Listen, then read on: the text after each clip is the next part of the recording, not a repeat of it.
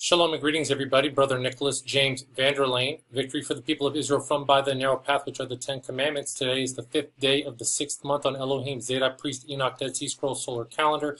It is August 23rd, 2019. This video is being broadcasted from the Famagusta region of Cyprus. This video is titled The Solar Sabbath and the Heavenly Sabbath, recoining the terms of ancient truths. The biggest error people make when wanting to keep the Enoch calendar is they fail to understand that Yahweh Elohim's calendar is not governed by Gregorian calendar standards of times, specifically Gregorian days of the week. The failure to understand results in an incorrect calibrated calendar, which is worthless to those who desire to observe the Heavenly Sabbath. That's a term that I'm going to get into, the Heavenly Sabbath, in this video. New months and the festivals of Yahweh their Elohim. To understand Yahweh Elohim's calendar, one must entirely remove the Gregorian standards, determine the calendar rules based on Scripture, then reapply the Gregorian dates and the Gregorian days of the week to mark the Gregorian equivalent.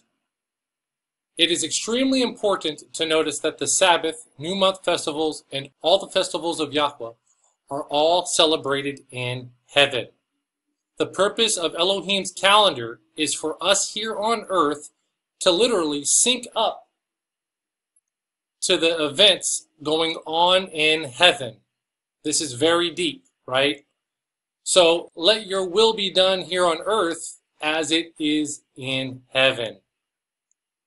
This is why we are given this. This is why we are given the sun to be the great sign on the earth in Jubilees 2:9. And Elohim appointed the sun to be a great sign on the earth for days, which I believe is days of the week, and for Sabbaths, and for months, and for feasts, and for years, and for Sabbaths of years, and for jubilees, and for all seasons of the years. This means the sun is to be the only tool used to calibrate the calendar. The moon is only for verification markers for this, not for establishing or determining time, but just to verify time. This means the Sabbath is a solar Sabbath, not a lunar Sabbath or a Gregorian Sabbath, as the masses are incorrect and have it wrong. The great sign of the sun is the spring equinox, and the sign on the earth is the literal shadow the sun casts on the earth when doing the spring equinox reading. We know from Scripture that the sun, moon, and the stars were created on the 4th day of the week. And this is when time began in motion. So our calendar restarts/resets every year to the 4th day of the week, being the first day of the first month. In my next video in this series, I plan to explain the concept that the calendar week is different from the creation week. The calendar week is weekdays number 4 through number 3, while the creation week is weekdays number 1 through 7. We know that the first day of the 7th month is always the 4th day of the week, because in Jubilees chapter 44, verse 4, the day of Shavuot is pegged to the 15th day of the 3rd month. So since we know that Shavuot is always on the first day of the week, after counting 7 Sabbaths is the following day after the 7th Sabbath, so if we count backwards from the 15th day of the 3rd month, which is the first day of the week, the first day of the first month is always on the 4th day of the week. That's how it works. So here we have the 15th day of the 3rd month. As you can see, this is Shavuot. You can take a look on my biblical anniversary spreadsheet, but this is actually the official Enoch calendar in the form of a spreadsheet. All the days that you see highlighted in purple are a Sabbath day. So here you have the 15th day of the 3rd month that happens after the Sabbath. So this is the first day of the week. As per Jubilees 44 verse 4, Jacob/Israel celebrated first fruits with old grain due to the drought here in Jubilees 44 verse 4. And what we'll do is if we count back, we keep going back, here's the Sabbath, and we keep counting back because we know it's on the first day of the week. And every time we go a Sabbath, you see it in purple. These are all Sabbaths. And it will bring us up to, we have the first day of the first month, which is always on the 4th day of the week. You have the 2nd day of the first month right here. Keep going down, 3rd day, and then the 4th day of the first month is always a Sabbath. Because the first day of the first month is always on the fourth day of the week, that means that the fourth day of the first month is always the Sabbath. Thus, the Sabbath is a solar Sabbath because it is calibrated by the sun being the great sign on the earth. As one's birthday is on a different Gregorian day of the week every year, similar is the Sabbath. Because Yahweh Elohim's days of the week are not Gregorian days of the week, the Sabbath appears to rotate on the Gregorian calendar when in fact it is the Gregorian calendar that is rotating while the Sabbath is constant in relationship to the spring equinox. For the 2019-2020 calendar year, the Sabbath is on the Gregorian Sunday, from sunrise Sunday to sunrise Monday. For the 2020 to 2021 calendar year, the heavenly Sabbath appears to be on the Gregorian Monday. Again, the Sabbath is not rotating. It's always constant in its relationship to the spring equinox. What's rotating is the Gregorian days of the week. And the calendar calibration method that I do produces a 364-day calendar year every year and also accounts for the 365th and 0.25 day of the sun, which is the spring equinox. So there's only one way to calibrate the calendar, which I have published on my website, enochcalendar.com. One might be saying the Jews have it wrong this entire time.